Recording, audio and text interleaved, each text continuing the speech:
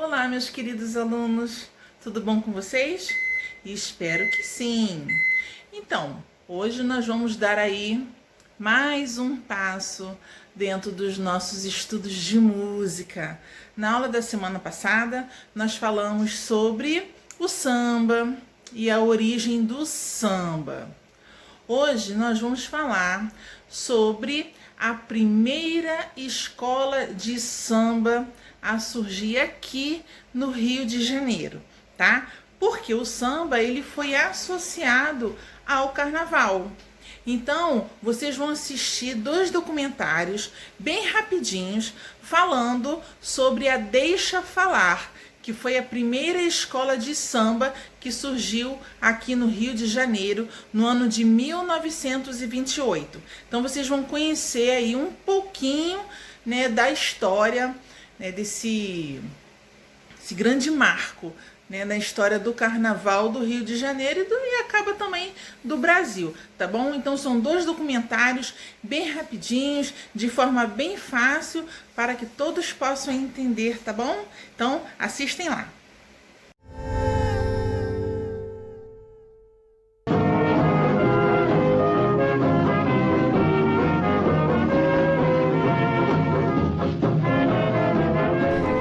Isso era comportado e chique. Jovens de boas famílias e abastados saíam pelas ruas de carro.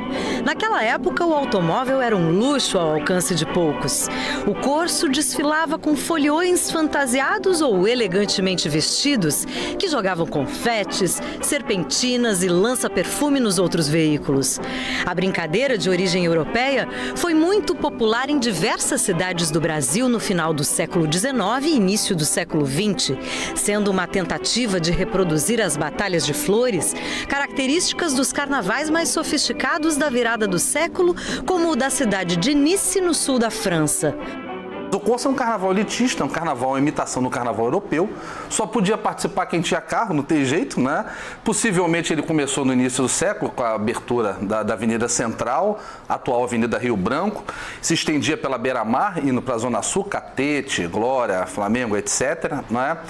Então ele era um carnaval onde as pessoas ficavam em cima do carro, as capotas abaixadas. Geralmente as meninas também usavam uma roupa mais ousada, que chamava a atenção dos pedestres, que ficavam em fileira nas ruas, esperando os carros passarem e jogarem confete e serpentina.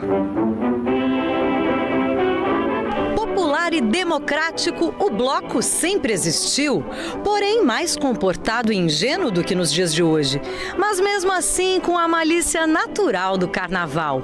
Até os anos de 1960 era conhecido como bloco de sujo, o que significava dizer pouco organizado, espontâneo, de ocasião. Os primeiros registros de blocos licenciados pela polícia no Rio de Janeiro datam de 1889. As mudanças foram muitas, mas a essência do bloco nunca mudou.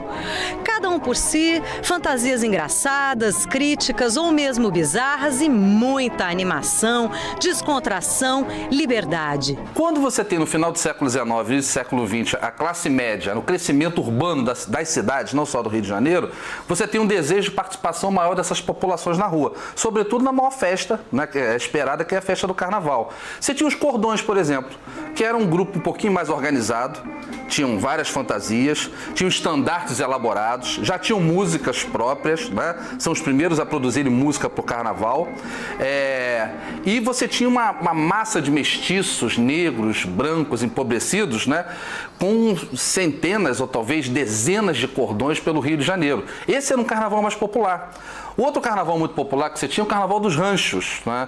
Os ranchos que surgiram ali na zona portuária, na Cidade Nova, estão ligados às tias baianas, importantes na história da afrodescendência no carnaval carioca, da música carioca, né? Eles são mais elaborados, eles têm um instrumental mais harmônico, flauta, clarinete, enfim, instrumentos de corda, né? A ideia era essa mesmo, era mostrar que a população mais humilde, né, mais pobre do Rio de Janeiro, mestiços, negros, enfim, né, brancos e empobrecidos, conseguiam fazer um belo carnaval.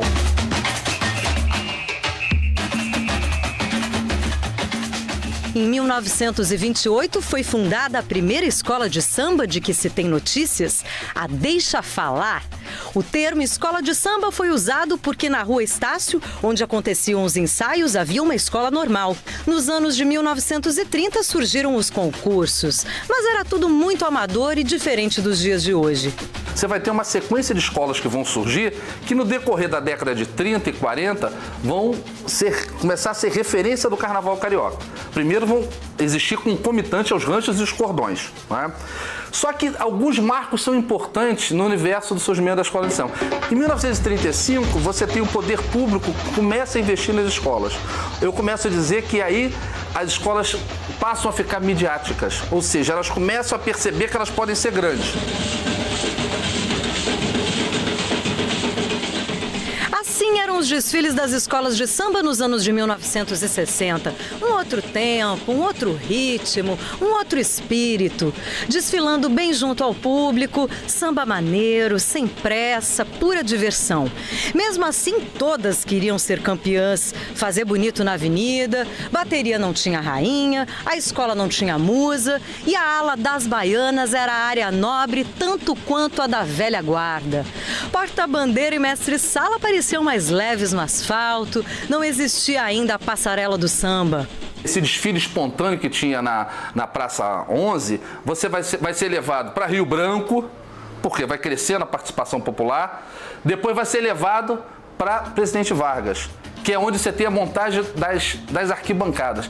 E eu acho que aí começa um marco da relação também com o carnaval. Esse carnaval que nasce espontâneo na Praça 11, que era mais festivo, ele começa a ser de tal forma organizado que ele deixa de olhar, você deixa de olhar o samba no pé e a ouvir o samba enredo para começar a ter uma dimensão mais estética dele. Você começa a vê-lo de cima.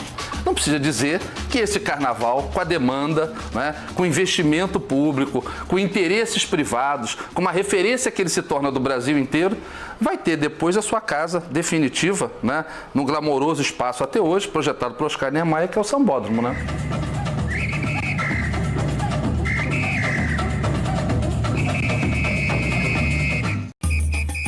Carnaval Cultura. O Carnaval Carioca e suas escolas de samba são para muitos o maior e mais democrático espetáculo da Terra. Mas no começo não era assim. Você sabe como nasceram as escolas de samba no Rio de Janeiro? Foi há quase um século. Nesta época, enquanto a elite carioca desfilava em carros enfeitados pelas avenidas, o povão se divertia na Praça 11, no bairro do Estácio. E foi lá que nasceu a primeira escola de samba. Era 1928 e o sambista Ismael Silva criou o bloco Deixa Falar. Os foliões se reuniam bem em frente a uma escola de normalistas. Aí, Ismael Silva falou: se lá é uma escola de professoras, aqui pode muito bem ser uma escola de samba. E assim nasceu o termo que do Rio de Janeiro ganhou o Brasil inteiro. Carnaval é cultura. Então, pessoal, todo o conteúdo desse vídeo está na apostila que vocês estão recebendo também, tá bom? Então, quem tiver impressora em casa pode imprimir e colar no caderno de música ou então copiar no caderno de música de vocês, tá bom? Então, espero que vocês tenham entendido, espero que vocês tenham gostado. Eu vou ficando por aqui. Fiquem com Deus, continuem se cuidando. Um grande beijo. Tchau, tchau.